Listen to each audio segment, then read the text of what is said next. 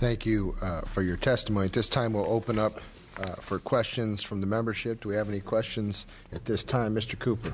I have a question. I just heard Mr. Sharp speak, and I know he's an attorney, and Mr. Holreiser sounded like an attorney, but I heard some attorneys speak that, hey, my client pleaded no contest, and we paid a $750 million fine, but they're not guilty. And I've got an issue with that because bad actors, I don't care who it is, but if someone's not following the rules and regulations, it's a matter of fairness. The rules should apply to everybody.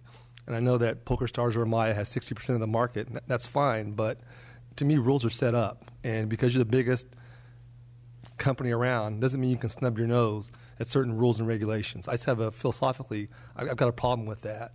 And to sit here and say when people are fined, they're paying fines, they're convicted that no one did anything, coming from law enforcement, I hear that all the time. So it doesn't mean you still haven't done something. I mean, there's plea bargains, negotiations. It's a civil process. It still is what it is. And my big issue is suitability, to have the Gaming Commission or DOJ do their check and make sure the folks are suitable and really do a background check in the bottom line. But at the same time, do I think it's right that someone is not going to follow the rules and benefit from it? That does create an unfair advantage. So I do have some concerns regarding that. And then also, as far as suitability, you mentioned if someone's committed a felony or crime of moral turpitude, that leaves a lot of room for other things that can happen. Doesn't mean you're a good person or a good business. So, like I say, I've seen a lot in my 30 years in law enforcement, dealt with a lot of people that have done a lot of very bad and very evil things. So I take it to heart. Like I said, my issue is not with PokerStars, but with people following the rules. If someone's playing by the rules and others aren't, that's not fair and that's not right. And I don't support things like that. So while I'm still open-minded with it, I do have some concerns, and I have concerns with your comments to come here before this body and talk about no one's done anything wrong or bad or illegal. But the fact is, people were convicted. You paid $750 million. That's a lot of money in anybody's pocket. To pay that kind of money, it just doesn't pass the smell test. So I just got to tell you that, and it doesn't sit well with me. Yeah, I got it. Sorry, can I address that? Certainly, you can. I appreciate your concerns, and you're right. I'm not an attorney.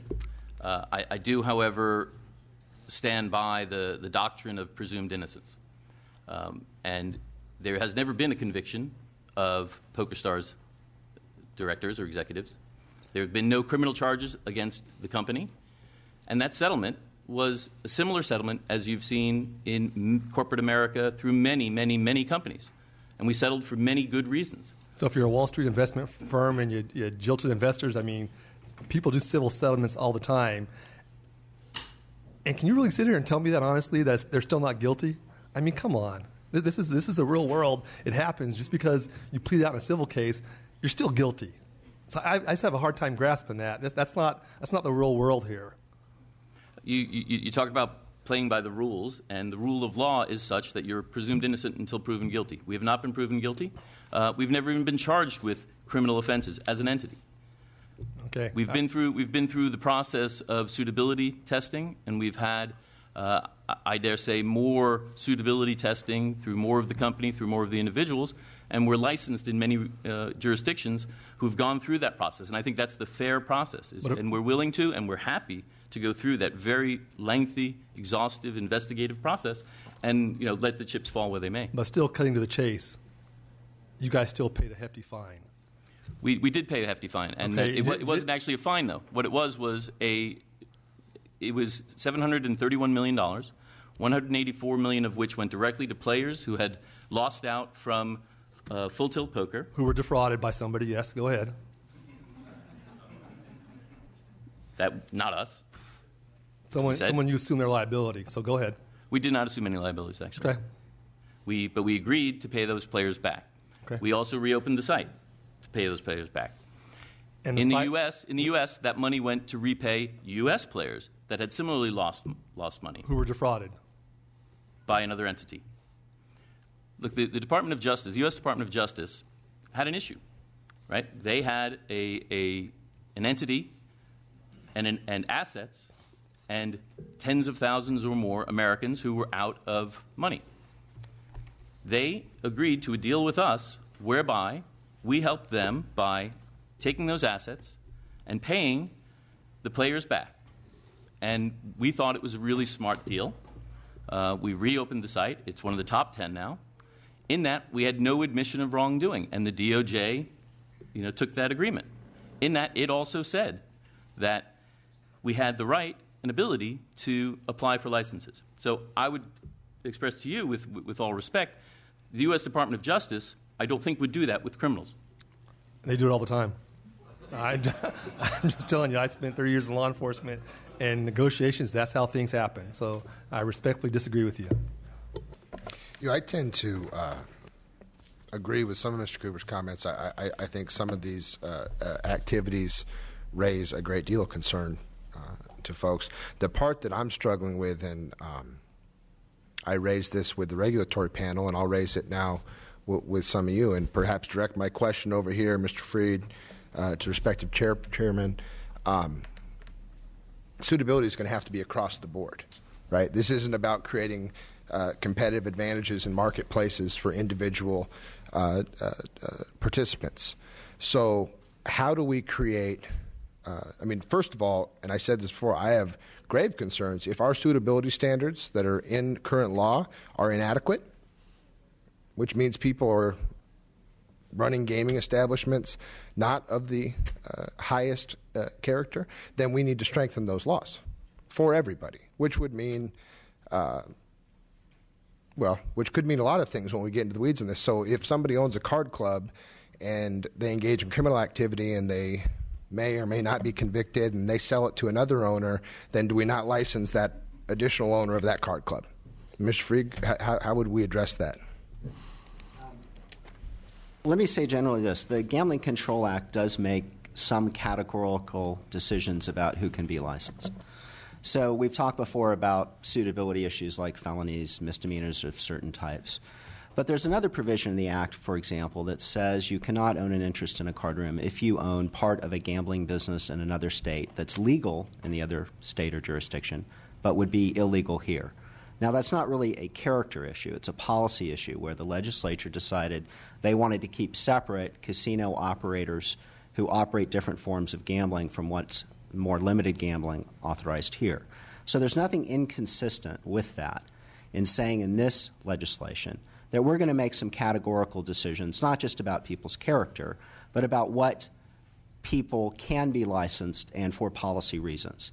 So if you wanted to, as a policy matter, say that someone who operated illegal gambling where their executives pled guilty to money laundering and banking offenses on behalf of the company, you can do that. It's not inconsistent with the Gambling Control Act. The Gambling Control Act actually has more to it than just, what's your character and have you been convicted of a felony. So in this case, I think there are some categorical decisions that you may want to make. And I raised before the issue of tainted assets. And to me, that's a question of not, advantaging an applicant so much as not disadvantaging the people who followed the law. If you followed the law and you didn't operate poker on the Internet in California because you were licensed here and you didn't want to lose your land-based license, why now should you compete against those assets that were developed in conjunction with illegal activity? So I think those are perfectly appropriate categorical judgments that the legislature can make. But should we apply a similar standard, again, to a land-based card club that engages legal activity, changes ownership? Should we then not allow the new licensee? Well, that's the question I asked you. That's a yes or no. Okay. So if a person buys something and they are suitable, I don't have a problem with saying in the case of a card room that draws customers from its local area, we want to keep those jobs. It's an existing business. We don't want to close the room and put several hundred people out of work. It's okay to find a buyer who is suitable and punish the people who did the wrongdoing. I think the issue of tainted assets in the Internet context is different, though, because you're taking assets that all the other card rooms couldn't develop, which is not the case in a land-based environment, and saying those are going to be used against the people that followed the law. So I do have a problem with that. And Chairman, in respect to a tribal entity entering into this space of online gaming, and as you mentioned earlier, we're talking about an expansion of gaming in the sense that There is no, well, actually, that's not true. There is horse racing available online, but there's no poker available online here in California. So that's new territory for everyone. How would we apply a law that both pertains to, or apply a standard that pertains to the PokerStars situation, but equally applicable to a tribe? Well, I think the issue here is whether the legislature deems violators of UGIA unsuitable as a matter of law, or whether the regulatory agency can consider it as a factor in determining that suitability. I think there's a difference there, and it's if you apply, the legislature applies it, and they are unsuitable as a matter of law, then we're okay with that. We're going. I hope that answers your question. So you would see an amendment of the Gambling Control Act would look. How would that look?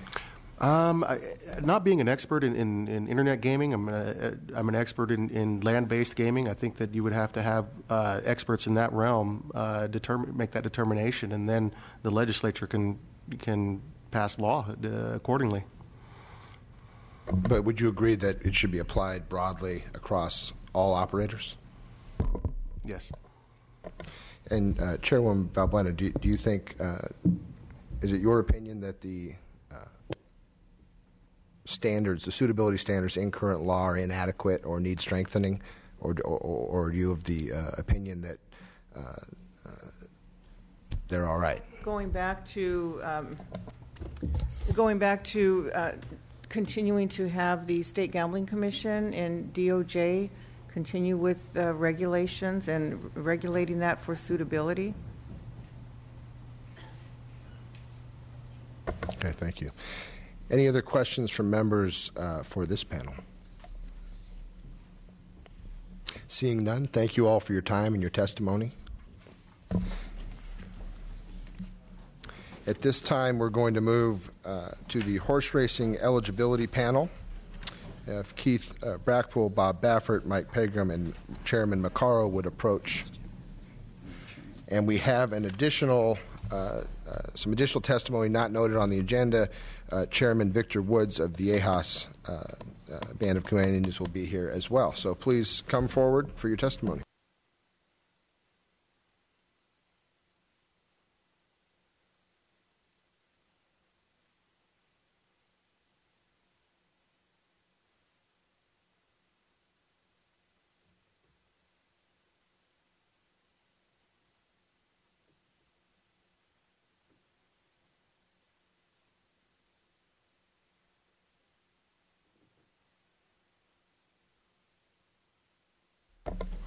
Okay.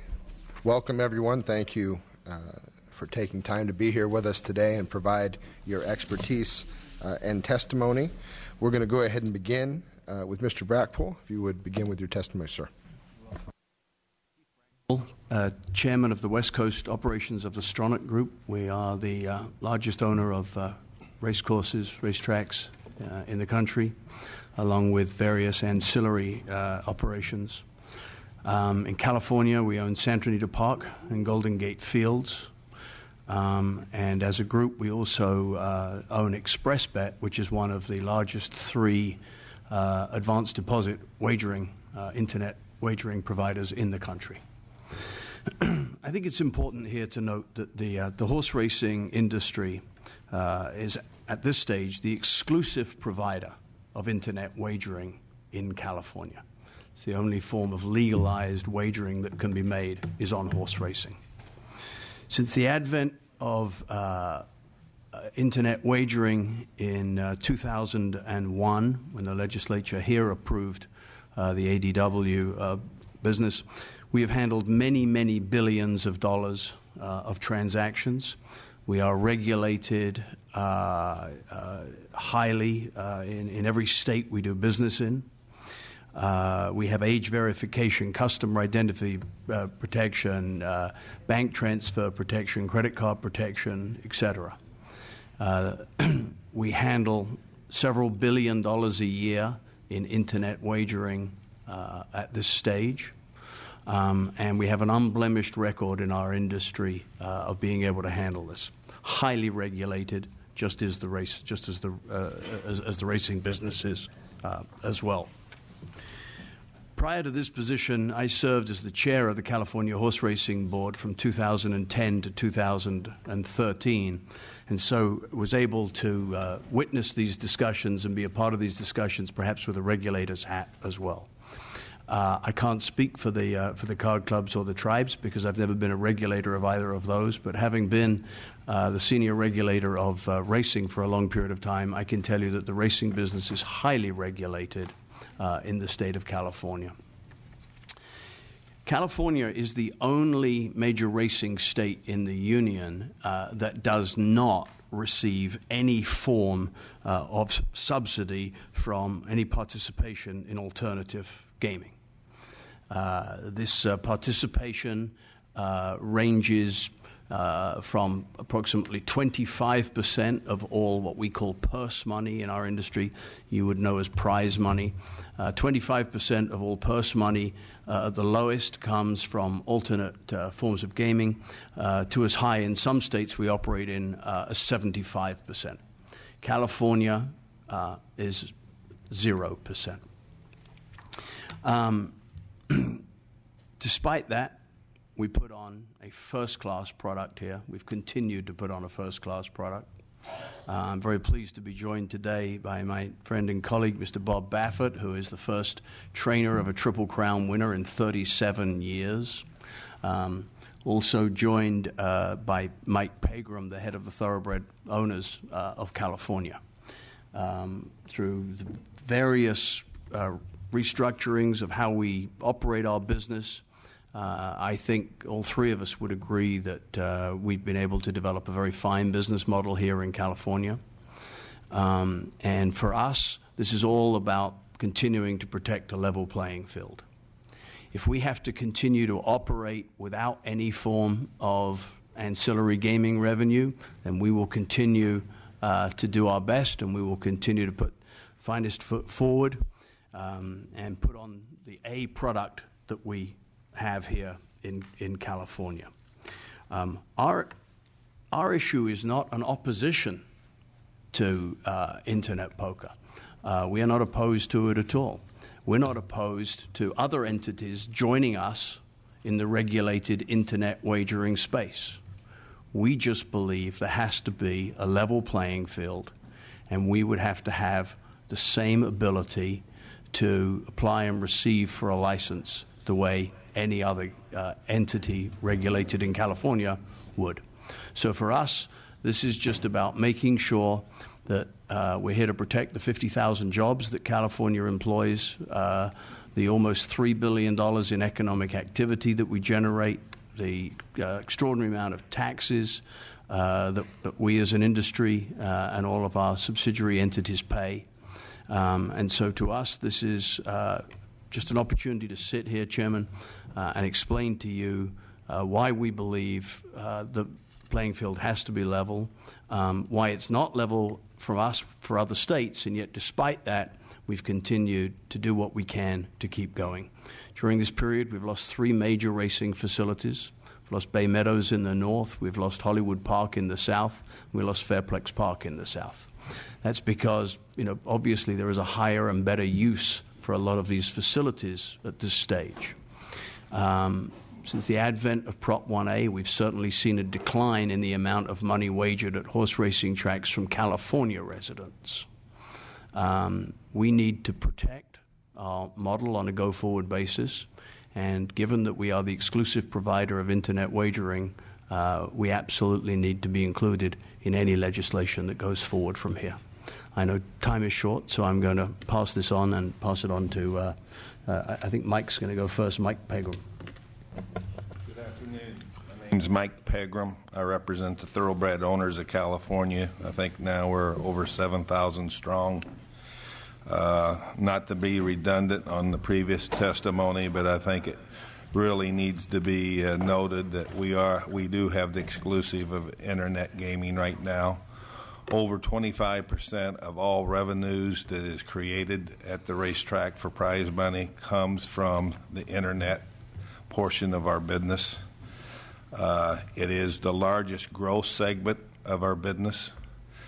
As previous stated, there has been 3 racetracks closed in California since the Proposition 1A came in.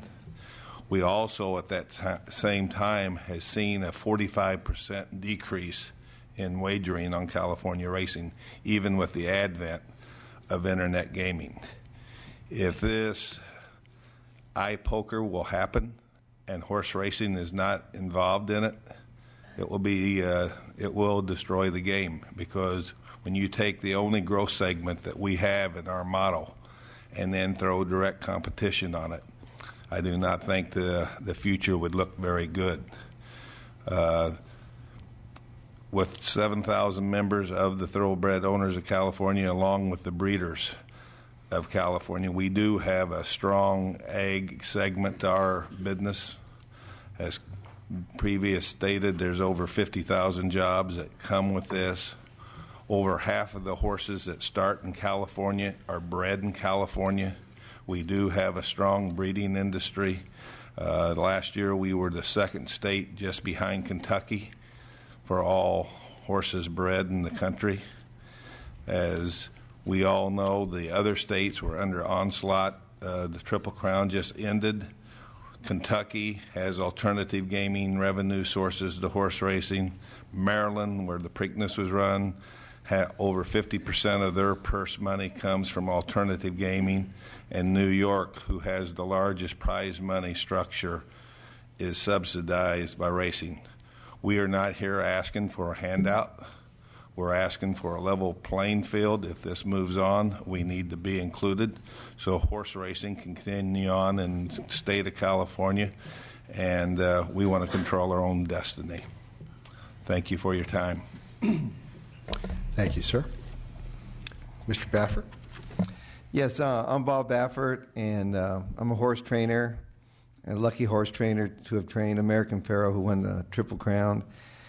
And I'm here today just to just talk about the racing in California. I love California racing. I've run all over the country, and California is by far the best place to run. And it'll always be my favorite, and I just want to see it keep prospering. It's getting tougher and tougher to keep these owners to come to California, because these other states are supplementing their purses with this casino and gaming money that they're just taking our horses away. And we've lost a lot of horses in California, owners. It's ridiculous, the purse money that, like New York, what they generate, what they get for purse money, and they're luring a lot of horses away. But California, it's amazing how Del Mar and Santa Anita, they just been operating just on purse money, because our racing is we have the best racing in the country. And to prove it, in the Kentucky Derby this year, our California horses, they ran 1, 2, 3. But it's just getting tougher and tougher to fight for these, to keep these horses in the state, with these other, states, putting up all this money. And so, if there was a way we could supplement through this iPoker, it'd be fantastic. I hear the name bad actor being thrown around here a lot. And I want to say, American Pharoah, his first race at Del Mar, he was a bad actor. And he got beat 10 lanes. And but we straightened him out, and he never got beat since. But the thing is about California, it's not only these horses, they've been around and they're exciting, they're a pleasure to watch, but they're beautiful, and it's unbelievable the attention that American Pharoah has gotten since he came back to California. I mean, the horse is a superstar, and I think that race really, I think it really made everybody so happy. And the horse racing has been around forever, and I think to keep it at that top level, we need a shot in the arm, and this would be a terrific shot in the arm to keep these beautiful horses here in California racing. Thank you. Thank you for your testimony, and congratulations on an exciting Triple Crown win. That's exciting for California, exciting for the country. So thank you for being here today. Chairman McCarroll. Good Good afternoon, Chairman Gray and members of the committee. My name is Mark Macaro, and I serve as the tribal chairman of the Pechanga Band of Luiseño Indians, a position I've held for 20 years. This past June 11th was my anniversary date there. Pechanga consists of 1,600 tribal members on 7,000 acres in the Temecula Valley in Southern California. We're about 60 miles north of San Diego and about 105 miles outside of downtown Los Angeles. Our tribe started our journey toward self-sufficiency in 1995, pursuant to the Federal Indian Gaming Regulatory Act in 1988. We started in temporary facilities with only 135 employees. And part of that beginning was a vision that included the creation of jobs and the betterment of basic quality of life. Today, we employ more than 5,250 people directly. That's direct employment numbers, making us one of the largest private employers in Riverside County with a total economic impact of $1.1 billion. Now, I also want to acknowledge and recognize tribal leaders and representatives from Agua Caliente, Barona, Lytton, Siquan, Table Mountain, Upper Lake, Viejas, and Yochadihi, who stand in opposition to an expansion in the scope of gaming for new entities. Through Indian gaming, tribes are funding important governmental programs and providing essential services, including schools on reservations, cultural resources, language restoration, cultural resource protection, health clinics, environmental protection, water infrastructure, elder support programs, youth programs, scholarships, and energy infrastructure. Many tribes also have fully equipped fire departments that provide services not only on reservation but to the surrounding communities through mutual aid agreements.